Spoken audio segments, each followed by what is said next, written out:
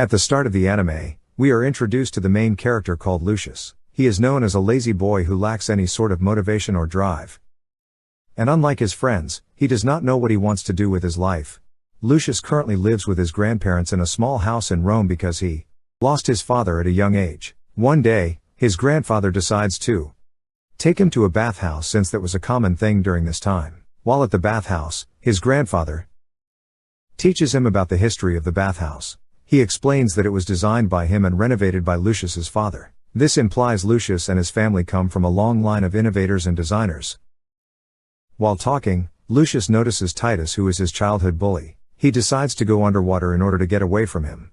While underwater, he somehow teleports to what looks like a bathhouse but is slightly different. Because of the shock, Lucius panics and hits his head. This in turn makes him return back to the bathhouse he was previously in.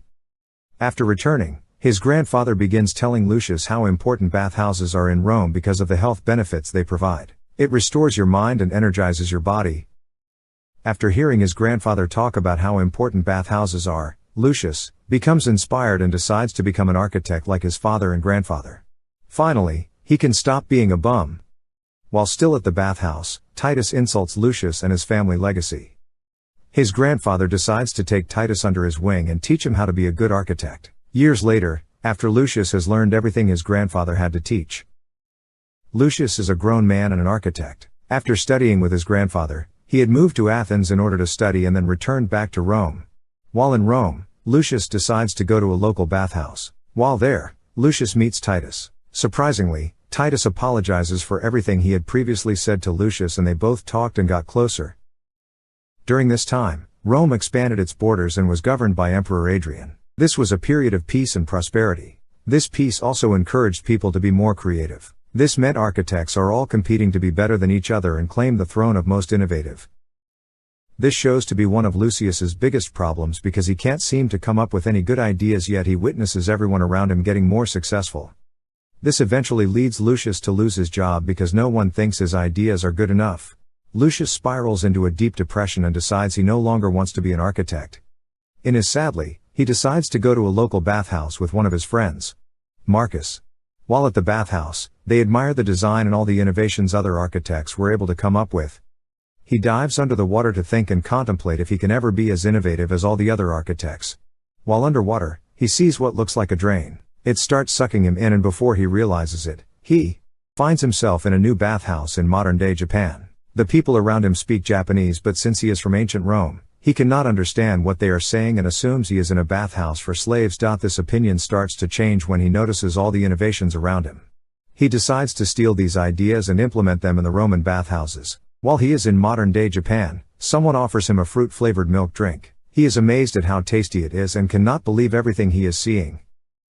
He finds himself back in ancient Rome and thinks everything he went through and all the futuristic innovations he saw was just a dream. But when he sees the bottle of the milk drink he realizes it was not a dream and everything he saw was real.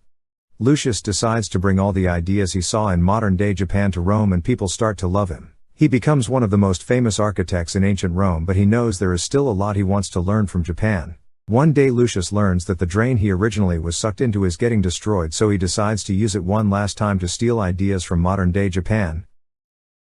A few years later, we see Lucius drinking with his old friend Marcus. He looks depressed because his wife is asking him to take time off working and do something more than innovating. Lucius is then contacted by the consul Lepidus. Lepidus wants him to do something very important and requires that he should show up at his house the following day. Even though Lucius knows his wife will be angry at him for continuing to work instead of spending time with her, he decides the bag is more important than a woman. When he arrives at the house the next day, he is greeted by Lepidus. Lepidus is an old man who is about to die, so his final wish is for Lucius to build a bathhouse outside so he will be able to see the beautiful mountain Vesuvius every day. Although he has a painting of it, he wants to experience the real thing. Lucius starts thinking of the best way to build the most creative bathhouse. As he is brainstorming, Regulus informs him of a natural spring water source which would be perfect for the bathhouse. Heat is a big part of bathhouses, so as he looks around the spring for a heat source, he falls into the water and ends up in modern-day Japan again. Coincidentally, he finds himself in a similar hot spring.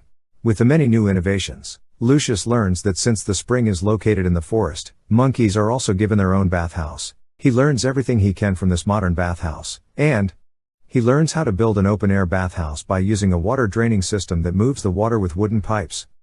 Lucius even tries a boiled egg that was cooked with the hot spring water. This is something I will be able to do if you like and subscribe, but Lucius is so fascinated by everything to a point that he admits modern Japan is superior to Rome. Wow, Lucius, what a surprising statement. When he returns back to Rome, he implements the ideas immediately and finishes Lepidus's bathhouse. Lucius comes to visit Lepidus after a few weeks and is surprised at his recovery. Somehow Lepidus even got remarried. The power of warm water, am I right? Lepidus even claims eating eggs and drinking wine is the key to life. We cut to the city where every sculptor is carving a statue of Antinous. Antinous was the lover of the emperor, but sadly she was killed by an alligator while they were at sea. Marcus always brings his master to the bathhouse because of his master's weak body and the healing properties of the bathhouse. The man mentions the idea of having a bathhouse indoors. Lucius recalls what he had seen in modern-day Japan and declares that is possible. As Lucius is diving under the water to retrieve a body cleaner the old man was using, he realizes the tool is very primitive and could use some Japanese innovation. As he tries to swim back to the top of the water, he realizes the water is heating up and he cannot move.